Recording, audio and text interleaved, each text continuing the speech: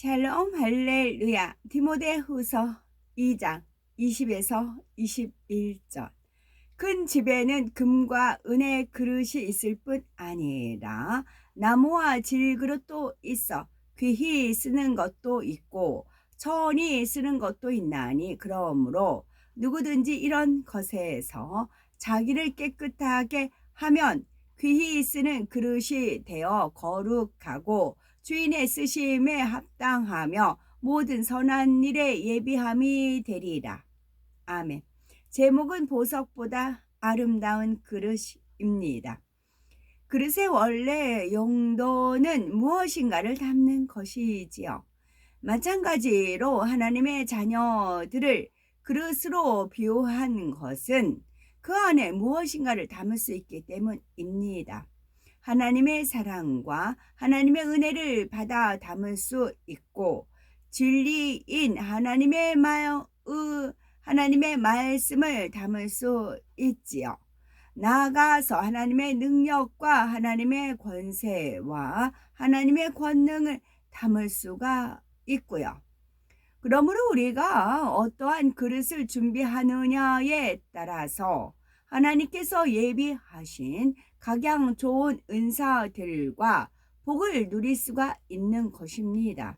큰 집에는 그릇도 한 가지만 있는 것이 아니라 금그릇, 은그릇, 나무그릇, 질그릇 등 여러 가지가 있습니다.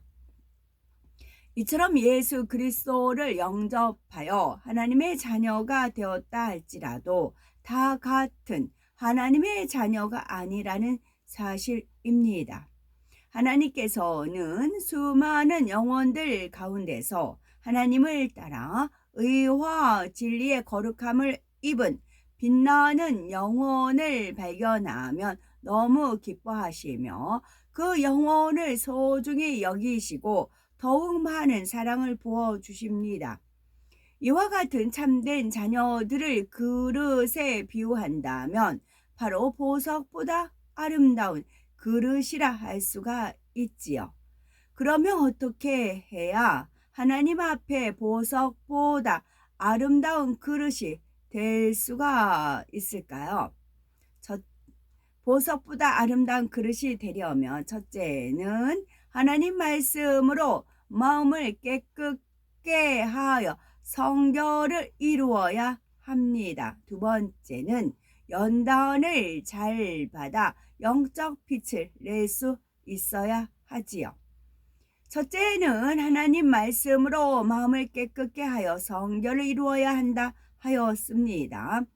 값비싼 금그릇이 보기에는 좋다 해도 만약 더럽고 냄새나는 오물이 묻어 있다면 사용할 수가 없습니다. 물로 씻어 모든 더러움을 제거한 후에야 그릇으로서의 사용할 수가 있지요. 하나님의 자녀들이 응답받기 위해서도 마찬가지입니다.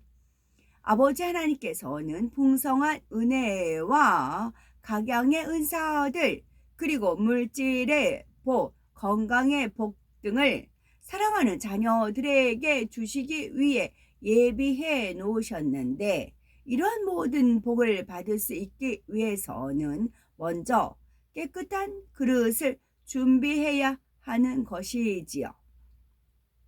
에레미야 17장 9절에 만물보다 거짓되고 심히 부패한 것은 마음이라 하였고, 마태복음 15장 18절에서 19절에 입에서 나오는 것들은 마음에서 나오나니 이것이야말로 사람을 더럽게 하느니라. 마음에서 나오는 것은 악한 생각과 살인과 간음과 음란과 도적질과 거짓 증거와 해방이니 말씀했습니다. 그러므로 우리의 마음을 깨끗이 씻어내야 하나님 앞에 깨끗한 그릇이 될 수 있습니다. 우리의 마음을 씻는 것은 바로 영적인 물인 하나님의 말씀으로만 가능하지요. 에베소서 5장 26절에 이는 곧 물로 씻어 말씀으로 깨끗하게 하사 거룩하게 하시고 말씀하신 대로입니다.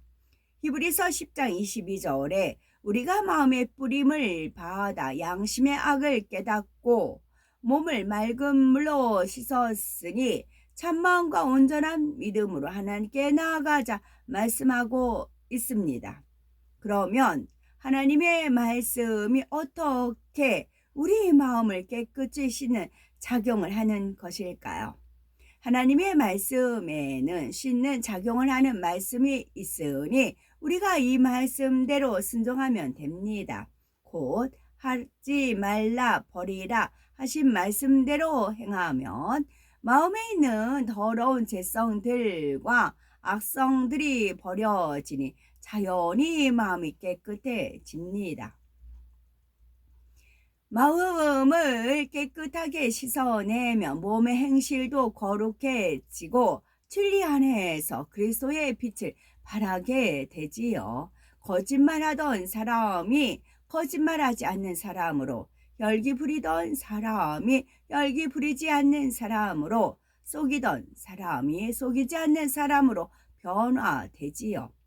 남을 때리던 사람이 때리지 않는 사람으로, 도적질하던 사람이 도적질하지 않고 도리어 값없이 베풀 수 있는 사람으로 변화되는 것입니다.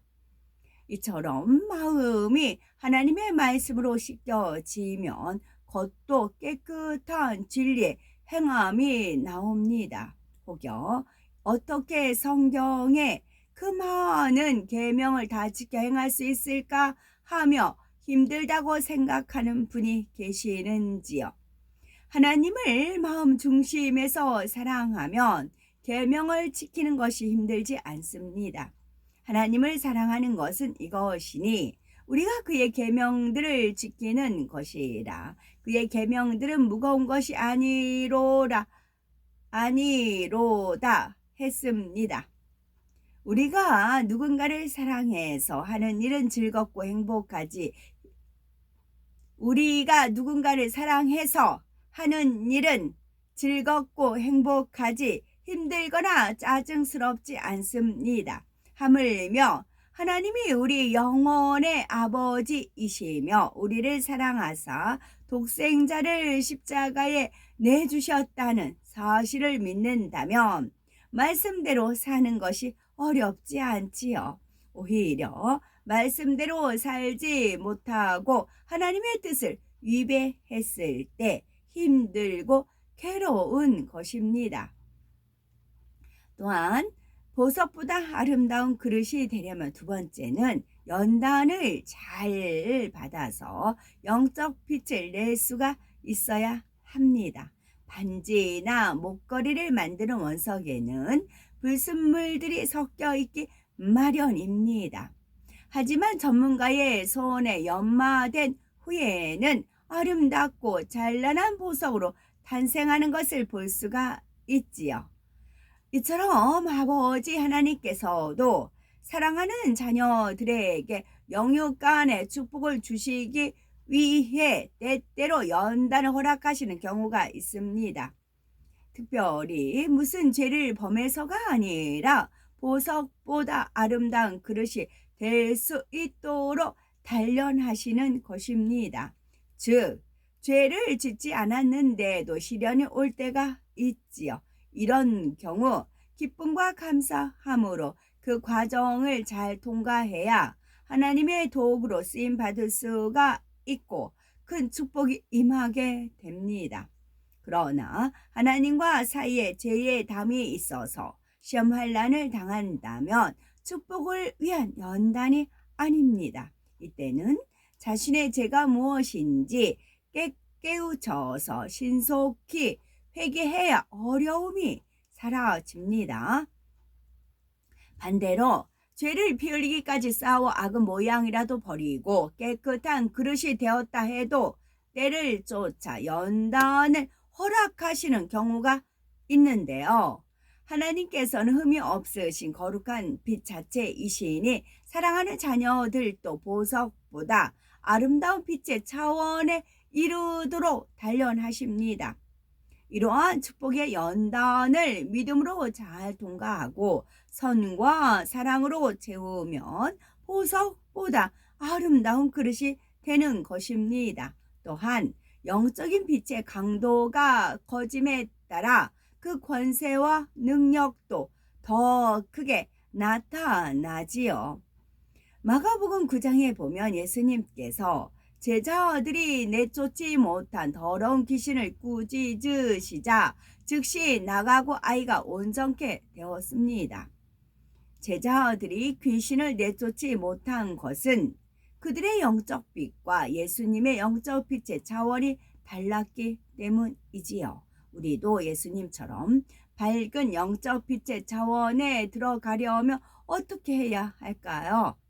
어떠한 시련이 다가와도 하나님을 온전히 믿고 악으로 악을 갚지 말며 오직 선으로 악을 이기고 원수까지도 사랑할 수 있어야 합니다. 어떠한 연단 가운데서도 믿음과 선, 사랑과 의가 진실하다는 것을 인정받으면 하나님의 권능을 받아 귀신도 제어할 수가 있고 어떠한 질병이나 연약함도 고칠 수가 있습니다.